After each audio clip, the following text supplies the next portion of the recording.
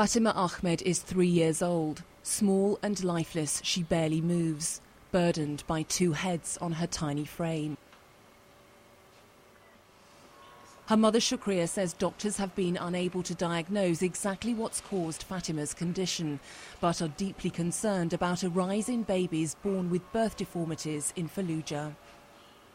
تخلف عقلي عندها، شوف ما تشوف، لها ما عندها، يعني السمع مو ذاك السمع، يعني مرات ايش قد نضربها وهاي انت بس تحس علينا ما تحس، ويمكن لو اتركها ظل 3 أيام نايمة بس أنا ما اتركها.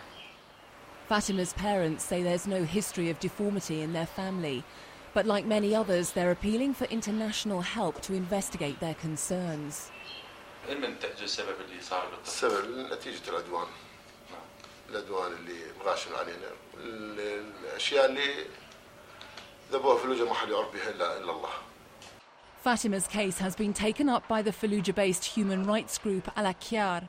They say comparisons with the pre-war time of Saddam are virtually impossible because statistics aren't available, but they believe the anecdotal evidence they've gathered is disturbing. احنا عندنا ما يقارب 200 إلى أكثر من 200 حالة مرضية مسجلة في جمعيتنا، وأكثر الحالات قاعد تجينا هي من تشوهات الولادة بعد الاحتلال العراق. Campaigners say officials are reluctant to speak out, but at Fallujah's Children's Hospital, this doctor told us in the past month she's seen 1 or 2 cases of birth deformities every day. An ophthalmologist said he deals with 4 or 5 cases of newborn babies with some form of eye deformity every week, and that's risen in the last 2 years. At this school, worried parents gather to share their experiences. Organisers say they're examining hundreds of cases of handicaps and deformities, from birthmarks to mental problems. Their banner reads, "A cry for help." Desperate families seeking answers say they're bound to wonder if there's a link to such an intense period of warfare.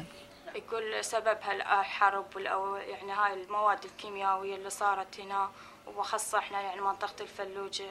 يعني أجيبها مثل هذا الصير، يعني هذه عقدتني من الدنيا، كرهتني يعني بالدنيا كلها من أشوفها قدام عيني وأشوفها شلون يعني هاي بالأيام الأخيرة قامت ما تنام، يعني تبدأ تستفرغ وتبدأ يعني انهارت حتى أعصابي، يعني ماكو تعذبت، يعني حتى تمنيت لو ميتة يعني وبالبداية ومرتاحة ومريحتني، يعني هي مرتاحة وأنا أرتاح.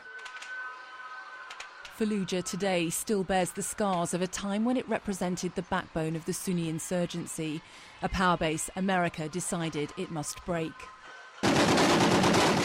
April and November 2004 saw some of the heaviest bombardments of the entire war in Iraq. It's the weapons the Americans used, including controversially white phosphorus, a highly flammable material which ignites when it comes into contact with oxygen, that the families believe could have caused the deformities. In a statement to Sky News, the US military said it had used white phosphorus in Fallujah, but primarily as a smokescreen and not as an incendiary weapon. We showed our footage from Fallujah to Alistair Hay, a professor of environmental toxicology at Leeds University. He's currently investigating injuries caused to children during the war in Iraq. It's very difficult to say whether the white phosphorus has contributed or not. In some ways, it's possibly unlikely, but no study has ever been done that I'm aware of the effects of women all fathers who might have been exposed to white phosphorus, and then to see what the effect might be. Undertaker Mahmoud Humadi has worked in this cemetery since 2004. He says he usually buries 4 to 5 bodies of newborns every day, and most of them are deformed.